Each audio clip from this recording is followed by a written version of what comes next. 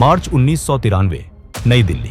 Raw chief प्रधानमंत्री से मिलने आए। उन्होंने प्रधानमंत्री को कुछ ऐसा इंफॉर्मेशन दिया जिसके बाद तुरंत एक हाई लेवल सीक्रेट मीटिंग बुलाई गई। सुरक्षा से जुड़े सिर्फ 4 सबसे अहम लोग कमरे में मौजूद थे। एक तरफ थे भारत के प्रधानमंत्री पीवी नरसिम्हा राव, दूसरी तरफ रॉ चीफ जेएस बेदी, विदेश मंत्री दिनेश सिंह और आईबी चीफ एमके नारायण।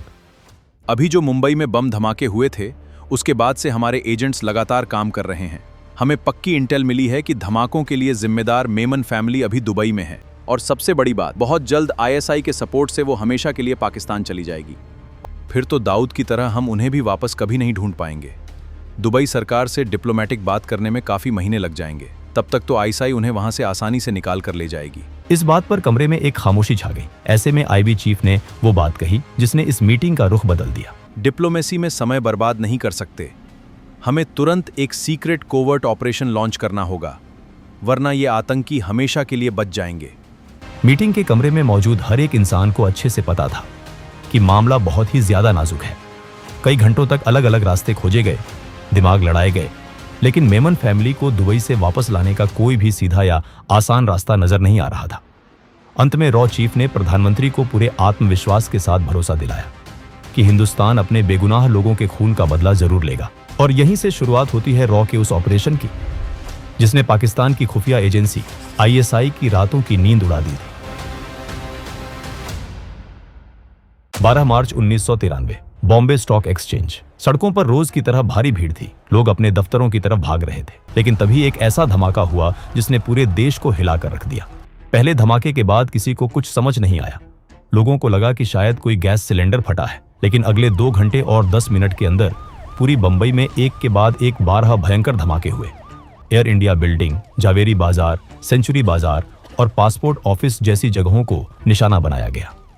इन धमाकों में 257 बेगुनाह लोग मारे गए। 900 से ज्यादा लोग बुरी तरह घायल हुए। करोड़ों की प्रॉपर्टी पल भर में राख बन गई। देश की इंटेलिजेंस एजेंसियां और पुलिस सब सदमे में थे। कोई नहीं जानता था कि यह हमला किसने किया और क्यों किया, लेकिन इस खौफनाक दिन की कहानी कुछ महीने पहले ही लिखी जा चुकी थी। दिसंबर 1992 का महीना था। अयोध्या में बाबरी ढांचा गिराए जाने के बाद पूरे देश में दंगे भड़क चुके थे। ये दंगे बंबई तक पहुंच गए। दिसंबर 1992 से लेकर जनवरी 1993 तक बंबई जल रही थी। इन दंगों में करीब 1000 लोगों की जान गई।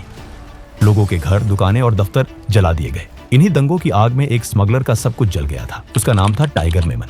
टाइगर मेमन के अंदर बदले की आग सुलग रही थी। पाकिस्तान की खुफिया एजेंसी आईएसआई हमेशा से भारत में ऐसा ही कोई मौका ढूंढती रहती थी। जैसे ही उन्हें बंबई के दंगों के बारे में पता चला, उन्होंने अपना खेल शुरू कर दिया। दुबई में एक बहुत बड़ी और गुप्त मीटिंग बुलाई गई। दुबई के एक आलीशान होटल के बंद कमरे में ये मीटिंग हो रही थी। आईएसआई ने अपने सबसे खास लोगों को वहां भेजा था। इसमें तौकीर जलियावाला और सैयद नाम के 2 बड़े सरगना शामिल थे। ये दोनों आईएसआई के मोहरे थे, जिनका काम था भारत के स्मगलरों के साथ मिलकर एक खतरनाक नेटवर्क तैयार करना। कमरे का दरवाजा खुला और अंदर आया दाऊद इब्राहिम। दाऊद के साथ मोहम्मद दोसा, ताहिर मर्चेंट और टाइगर मेमन भी थे। आईएसआई के अफसर ने मेज पर हाथ रखते हुए कहा, बंबई में जो खून बहा है उसका बदला लिया जाएगा। हमें बस तुम लोगों का नेटवर्क और रास्ते चाहिए। हथियार हम देंगे। दाऊद इब्राहिम ने टाइगर मेमन की तरफ देखा। टाइगर की आंखों में गुस्सा था। टाइगर ने भारी आवाज में कहा, मैं बॉम्बे को जलाकर राख कर दूंगा। मेरे लोग तैयार हैं, बस मुझे आरडीएक्स और गन्स चाहिए। किसी को भनक भी नहीं लगेगी। इस मीटिंग में तय हुआ कि भारत पर अब तक का सबसे बड़ा आतंकी हमला किया जाएगा।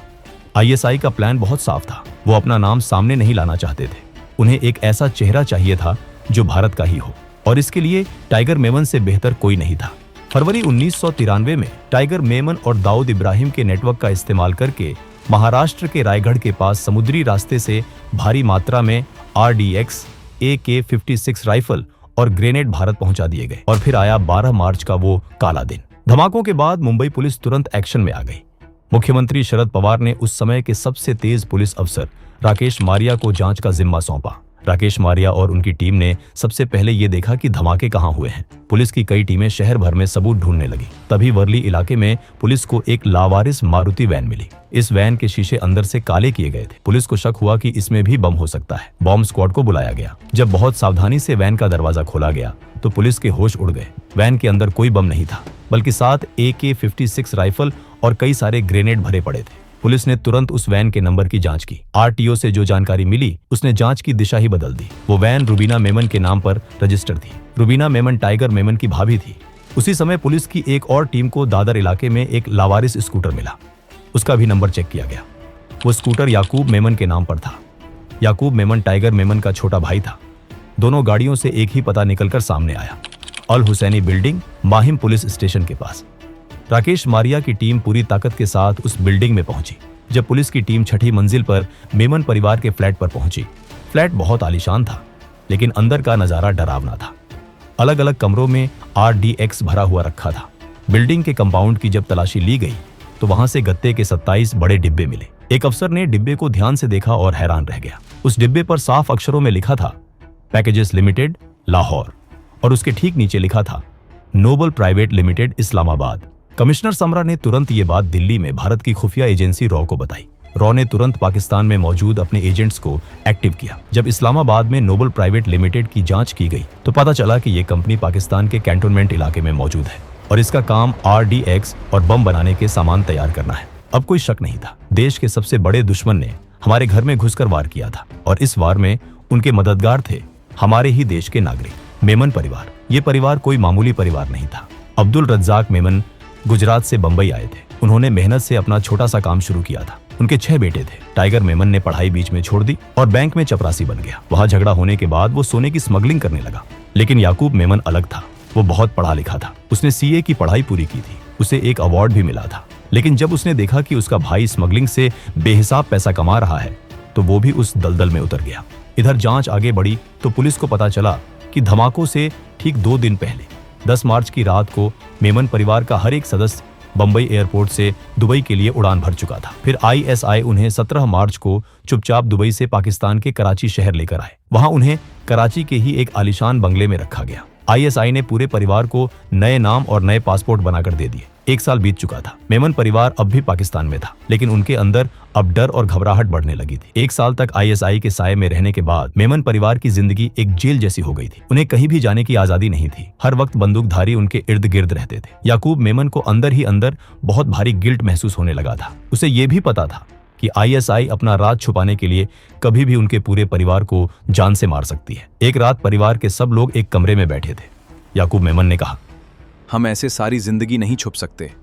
हम अपने ही घर में आतंकवादी बन गए हैं। हमें वापस अपने देश भारत लौटना चाहिए। जो सजा होगी हम काटेंगे। टाइगर मेमन ने गुस्से में चिल्लाते हुए कहा, तुम पागल हो गए हो। अगर हम वापस गए तो वो हमें फांसी पर लटका देंगे। मैं कहीं नहीं जा रहा। मैं यही पाकिस्तान में रहूंगा। अगर तुम लोगों को मरना है तो जाओ। परिवार ने तय किया कि टाइगर भले ही ना जाए, लेकिन बाकी सब लोग वापस भारत जाएंगे। ISI की निगरानी भी अब उन पर कम हो गई थी। याकूब और उसके छोटे भाई ने एक प्लान बनाया, ये चेक करने के लिए कि क्या वो आसानी से देश से बाहर निकल सकते हैं। वो दोनों जून 1994 में दुबई गए। वहां उन्हें कोई परेशानी नहीं हुई। कोई ISI एजेंट उनके पीछे नहीं था। उन्होंने वापस आकर परिवार को बताया कि रास्ता साफ है। इसके बाद पूरा परिवार चुपचाप पाकिस्तान से दुबई आ गया। दुबई पहुंचने के बाद याकूब ने दिल्ली में रहने वाले अपने एक दूर के रिश्तेदार आमिर को फोन किया। याकूब ने फोन पर कहा, आमिर भाईजान, हम दुबई में हैं। हम भारत वापस आना चाहते हैं। देश का माहौल कैसा है? क्या हमें सीधा दिल्ली आ जाना चाहिए? आमिर ने घबराते हुए कहा, याकूब, तुम सीधे यहाँ मत आओ। हालात बहुत खराब हैं। तुम पहले मुझसे नेपाल में काठमांडू आकर मिलो। हम वहां बैठकर प्लान बनाएंगे। 21 जुलाई 1994 को याकूब मेमन अपने नए फर्जी पाकिस्तानी पासपोर्ट के साथ काठमांडू के त्रिभुवन एयरपोर्ट पहुंचा। काठमांडू में वो आमिर से मिला। उन्होंने तय किया कि पूरा परिवार पहले दुबई में इकट्ठा होगा और फिर वहां से कोई रास्ता निकाला जाएगा। 3 दिन बाद 24 जुलाई की सुबह 9 बजे याकूब वापस दुबई जाने के लिए एयरपोर्ट पर खड़ा था। सिक्योरिटी चेकिंग के दौरान एक नेपाली अफसर की नजर याकूब के ब्रीफकेस पर पड़ी। एक्सरे मशीन में कुछ ऐसा दिखा जिससे अफसर को शक हुआ। अफसर ने याकूब को रोका और ब्रीफकेस खोलने कहा। याकूब के माथे पर पसीना आ गया। जब ब्रीफकेस खोला गया तो अंदर से कई देशों के फर्जी पासपोर्ट, बहुत सारी पाकिस्तानी और अमेरिकी करेंसी और कई सारे आई कार्ड निकले। नेपाल पुलिस ने उसे तुरंत एक खुफिया कमरे में बंद कर दिया। 3 दिन तक उससे लगातार पूछताछ हुई। जब नेपाल पुलिस ने थोड़ी सख्ती दिखाई तो याकूब टूट गया। उसने रोते हुए कहा, मेरा नाम याकूब है। बंबई के धमाकों में मेरे नाम पर चार्जशीट है। मुझे भारत पुलिस ढूंढ रही है। नेपाल पुलिस के होश उड़ गए। उन्होंने बिना वक्त बर्बाद किए दिल्ली में CBI और रॉ के हेडक्वार्टर में फोन घुमा दिया। भारत सरकार ने तुरंत अपनी एक खास टीम काठमांडू भेजी। 28 जुलाई 1994 को रॉ के एजेंट्स याकूब मेमन को एक स्पेशल फ्लाइट से दिल्ली ले आए। भारत के लिए ये एक बहुत बड़ी कामयाबी थी, लेकिन खेल अभी बाकी था। दिल्ली में रॉ के सेफ हाउस में याकूब मेमन से पूछताछ शुरू हुई। उसके ब्रीफकेस को दोबारा बारीकी से चेक किया। ब्रीफकेस के एक छुपे हुए हिस्से में उन्हें एक छोटी सी टेप रिकॉर्डिंग कैसेट मिली। जब उस कैसेट को चलाया गया तो कमरे में सन्नाटा छा गया। उसमें 3 लोगों की आवाजें थी, तौकीर जलियावाला, टाइगर मेमन और याकूब मेमन। ये कैसेट भारत के लिए सबसे बड़ा सबूत था कि पाकिस्तान की सरकार और आईएसआई इस पूरी साजिश में शामिल थे। पूछताछ में याकूब ने बता दिया कि वो काठमांडू क्यों गया था। उसने आमिर का नाम भी रॉ को बता दिया। रॉ के अफसरों ने उसी दिन आमिर को उठा लिया। आमिर बहुत डरा हुआ था। रॉ चीफ ने आमिर के कंधे पर हाथ रखते हुए कहा, देखो आमिर, हम याकूब को तो नहीं छोड़ सकते, लेकिन तुम दुबई जाओ और मेमन परिवार को समझाकर वापस लाओ। हम तुम्हें गारंटी देते हैं कि तुम्हारी पूरी सुरक्षा की जाएगी। आमिर के पास कोई दूसरा रास्ता नहीं था। वो मान गया। अगले ही दिन आमिर दुबई पहुंच गया। रॉ ने उसे दुबई के उस होटल का पता दिया था जहां परिवार के रुकने की उम्मीद थी, लेकिन जब आमिर उस होटल में पहुंचा तो रिसेप्शन वाले ने कहा कि वहां मेमन नाम का कोई इंसान नहीं रुका है। इधर पाकिस्तान में आईएसआई को भनक लग गई थी कि याकूब मेमन काठमांडू से गायब हो गया है। उन्हें शक हो गया कि याकूब भारत पहुंच चुका है। आईएसआई ने अपने सभी एजेंट्स को हाई अलर्ट पर डाल दिया। आमिर जब दुबई की सड़कों पर घूम रहा था तो उसे महसूस हुआ कि कुछ लोग उसका पीछा कर रहे हैं। वो जिस भी टैक्सी में बैठता, पीछे एक काली गाड़ी हमेशा नजर आती। आमिर ने घबराकर रॉ के अफसर को फोन किया। सर, आईएसआई मेरे पीछे लग गई है। मुझे डर लग रहा है, वो मुझे मार देंगे। घबराओ मत, दुबई में हमारा एक बहुत पुराना आदमी है। उसका नाम शफीक है। वो 22 साल से दुबई में टैक्सी चला रहा है। वो अब से तुम्हारे साथ रहेगा, सिर्फ उसकी गाड़ी में बैठना। शफीक कोई आम ड्राइवर नहीं था। वो रॉ का सबसे तेज और भरोसेमंद एजेंट था। 21 अगस्त 1994 की शाम आमिर बहुत थका हुआ और निराश था। उसे दुबई का खाना पसंद नहीं आ रहा था। वो असली कबाब खाने के लिए दिल्ली दरबार नाम के एक बहुत मशहूर रेस्टोरेंट में गया। वो वहां बैठा खाना खा रहा था कि तभी उसकी नजर दरवाजे पर पड़ी। 2 नौजवान लड़के एक पार्सल लेने अंदर आए। वो सुलेमान और ईसा मेमन थे, याकूब के छोटे भाई। दोनों भाई भी उसे देखकर हैरान रह गए। उन्होंने बताया कि याकूब की बीवी राहिन प्रेग्नेंट थी और उसने हाल ही में एक बच्ची को जन्म दिया है, इसलिए वो लोग अस्पताल के पास एक छोटे से होटल क्लेज में शिफ्ट हो गए थे। आमिर उसी रात उनके होटल पहुंच गया। क्लेज होटल के एक छोटे से कमरे में पूरा मेमन परिवार डरा हुआ बैठा था। आमिर ने उन्हें बताया कि याकूब अब भारत की कस्टडी में है और रॉ ने वादा किया है कि अगर वो खुद सरेंडर करेंगे तो उनकी जान बख्श दी जाएगी। और सब तैयार हो गए कि वो भारत वापस लौटेंगे। रॉ के चीफ ने दुबई में मौजूद भारतीय आईएफएस अफसर प्रभु दयाल को फोन किया और कहा, प्रभु, तुम्हें उन पासपोर्ट्स पर तुरंत वीसा लगाना है। ये नेशनल सिक्योरिटी का मामला है। इसके बाद प्रभु दयाल ने आमिर को इंडियन एम्बेसी बुलाया। जब आमिर शफीक के साथ एम्बेसी से पासपोर्ट पर वीसा लगवाकर निकल रहा था तो शफीक ने रियर व्यू मिरर में देखा कि आईएसआई की 3 गाड़ियां उनके पीछे लगी हैं। शफीक ने अपना दिमाग दौड़ाया। उसने आमिर से कहा, सामने एक बड़ा शॉपिंग मॉल है। मैं गाड़ी मेन गेट पर रोकूंगा, तुम तेजी से अंदर जाना और सीधा भागते हुए पिछले गेट से बाहर निकलना। मैं गाड़ी घुमाकर तुम्हें वहीं मिलूंगा।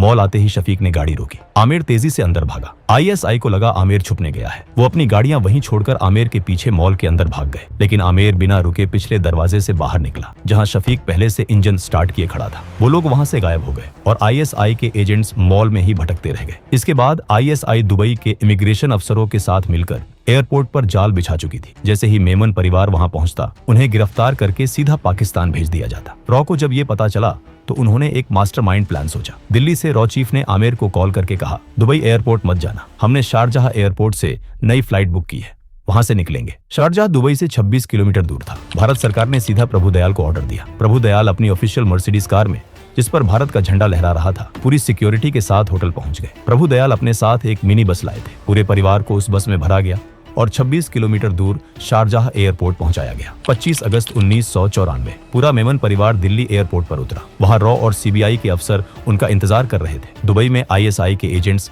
दुबई एयरपोर्ट पर खड़े हाथ मलते रह गए। भारत की इंटेलिजेंस ने उन्हें बेवकूफ बना दिया था। मेमन परिवार भारत आ चुका था, लेकिन याकूब की बीवी राहिन अभी भी दुबई में इंडियन एम्बेसी के एक सेफ हाउस में रुकी हुई थी। उसका पासपोर्ट पाकिस्तान की एम्बेसी में फंसा हुआ था। रॉ चीफ ने प्रभु दयाल को एक प्रेस कॉन्फ्रेंस करने कहा और राहिन को मीडिया के सामने लाने कहा। दुबई में एक बड़ी प्रेस कॉन्फ्रेंस हुई। राहिन ने रोते हुए मीडिया के सामने कहा, मैं घर वापस जाना चाहती हूँ। पाकिस्तान ने मेरा पासपोर्ट रख लिया है। मैं भारत सरकार से अपील करती हूँ कि मुझे एक इमरजेंसी पासपोर्ट दिया जाए। पूरी दुनिया की मीडिया में ये खबर आग की तरह फैल गई। भारत सरकार ने तुरंत राहीन को एक इमरजेंसी पासपोर्ट जारी कर दिया। 4 सितंबर 1994 को राहीन मेमन अपनी छोटी सी बच्ची जुबैदा को गोद में लिए दिल्ली एयरपोर्ट पर उतरी। ऑपरेशन पूरी तरह से कामयाब हो चुका था, लेकिन टाइगर मेमन कभी वापस नहीं आया। वो आज भी पाकिस्तान में एक भगोड़े की तरह अपनी जिंदगी काट रहा है। लेकिन 1993 के धमाकों के बाकी सभी मुजरिमों को उनके किए की सजा मिली। उन पर टाडा अदालत में एक बहुत लंबा मुकदमा चला। अदालत की कानूनी प्रक्रिया के बाद सबूतों के आधार पर परिवार के अलग अलग सदस्यों के लिए अलग अलग फैसले सुनाए गए। याकूब को धमाकों की साजिश रचने, हथियारों का इंतजाम करने और पूरे हमले को फाइनेंस करने का मुख्य दोषी पाया गया। 30 जुलाई 2015 को नागपुर सेंट्रल जेल में उसे फांसी दे दी गई। कुछ सदस्यों को साजिश का हिस्सा होने के लिए उम्र कैद की सजा सुनाई गई। कुछ सदस्यों को सबूतों के आधार पर बरी कर दिया गया। भारत ने न सिर्फ अपने मुजरिमों को पकड़ा था, बल्कि पाकिस्तान और ISI का वो घमंड भी तोड़ दिया था कि वो भारत का कुछ नहीं बिगाड़ सकते। दोस्तों, अगर वीडियो पसंद आया तो इसे एक लाइक जरूर करें, शेयर करें और चैनल को सब्सक्राइब करें, ताकि हम ऐसी वीडियोस आप तक लाते रहें। तब तक के लिए जय हिंद, जय भारत।